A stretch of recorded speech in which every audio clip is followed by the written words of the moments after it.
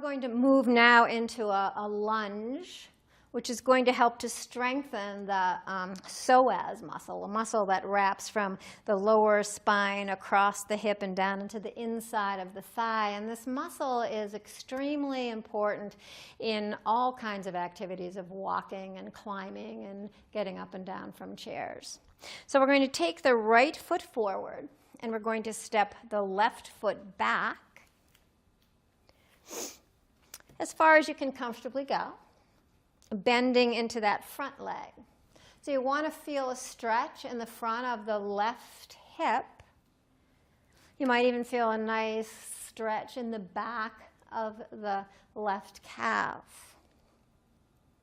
So if it's possible for you to let go of the chair, we're supporting our weight equally in both legs, so the weight is in both the back foot and the front foot. And while we're holding in this posture, we're strengthening the front psoas muscle, the one that's holding us up in the right leg, and we're stretching the one on the left leg. So of course we will move to the other side shortly. And as we stand in these standing postures and stress the muscles, we're helping to build bone at the same time. So we're working to build strength in the muscles and strength in the bone just by standing on our own weight, holding our own weight up. So again, you can stay holding the chair, or you can try a little bit of balance element to this. Woo! So then we're going to take a nice stretch into the front leg by straightening it and folding towards the chair. You'll feel a stretch in the back of that front leg as you straighten it. You can let yourself hang out here for a little while if you like.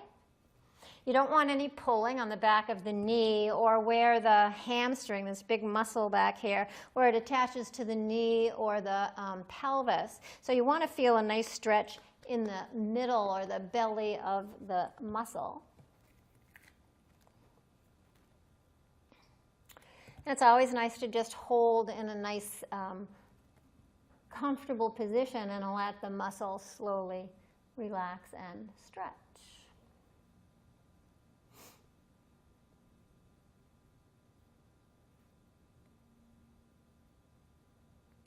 And then coming out, you might bend into that front leg and step the back foot forward. Keep the left foot forward and step the right foot back. So you're coming into that lunge on the other side. And the intensity of this is dependent upon how far your feet are from each other. So you decide what's best for you. Bending into that front leg without letting the knee go past the ankle. So you don't want that kind of a look. You want the knee to be right on top of the ankle, even as far back as over the heel. The weight is in both the back and the front leg. So we're getting a stretch through the right psoas muscle right here, and even into the back of the calf as the back heel touches the ground. And we're bringing some weight into that front leg, which is strengthening the muscles there. Trying to keep the torso nice and tall rather than leaning, trying to keep the pelvis level. And then if you'd like to bring a little bit of an element of balance, you can just bring your hands to your heart.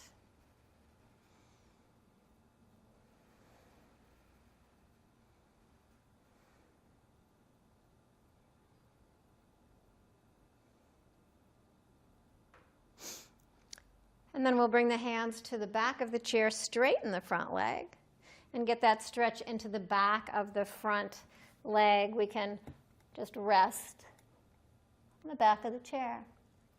Trying to keep the spine long, so trying not to round, but really lengthen the spine.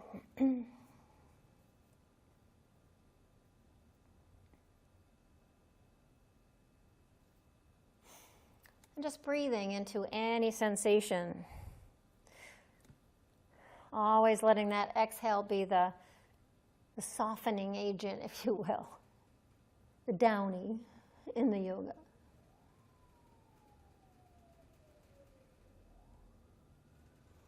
And then bending into that front leg, bringing yourself all the way back up.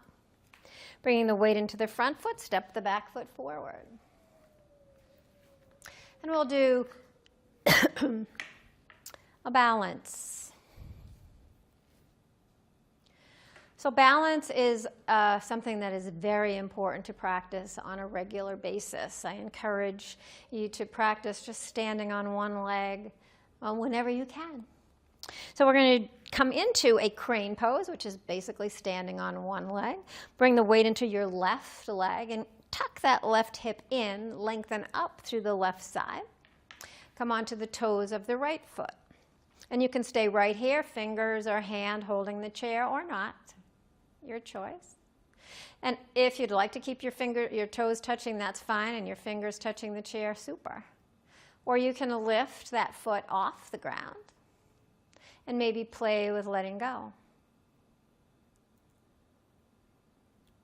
It's always useful to find a drishti, a point in front of you that doesn't move, and allow your attention to rest there. Really focus. It helps in the stability of a balanced pose.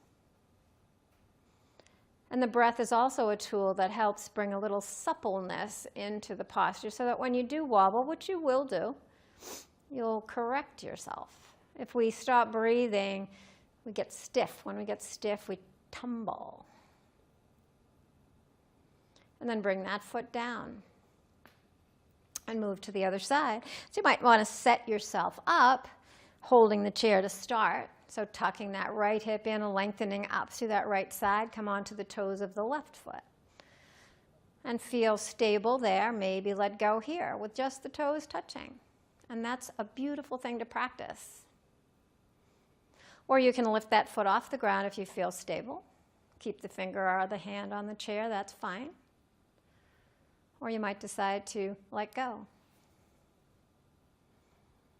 Keep breathing and focusing. Your body, you'll notice, will adjust itself. And as you feel a little wiggly and wobbly, you're working those muscles that are going to help you stay upright. And then bring that foot down. So balancing, just standing on one leg in that crane pose for 30 seconds on each side, once or twice a day. You can do it while you're brushing your teeth, or you can do it while your water is heating for coffee, or you can do it simply because you have 30 seconds to spare. So every time you practice, you're going to get stronger and stronger, not only physically with the muscles that will keep you upright, but your brain's going to work a little better to keep you from tipping over.